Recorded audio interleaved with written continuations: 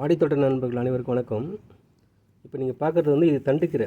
நான் ஏற்கனவே அது பதிவு போட்டது இல்லையா, அந்த பெரிய தண்டுக்கீரை அது வந்து நான் விதைக்காக விட்டுருக்கேன் சொன்னேன் இல்லையா. இப்போ அது ரெடி ஆகிடுச்சு விதைக்காக.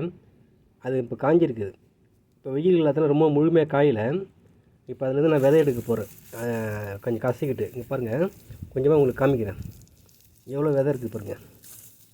நாம்ளே வீட்டில் வந்து இப்போ இது மாதிரி அரிதான விதைகளுக்கு நாம்ளே வீட்டிலே சேர்ந்துக்கலாம். ஒரு செடி 2 செடி விட்டாக்கா அது விதை வந்த பிறகு நம்ம அதையே எடுத்துகிட்டு நம்ம திரும்ப போட்டுக்கலாம். நமக்கு அடிக்கடி போய் கடையில் வாங்க வேண்டிய அவசியம் இருக்காது. இங்கே பாருங்கள், கான்ஃபிளவர் எவ்வளோ விதை விட்டு பாருங்கள். சும்மா கொஞ்சம் தான் கசக்கி இருக்கிறேன்.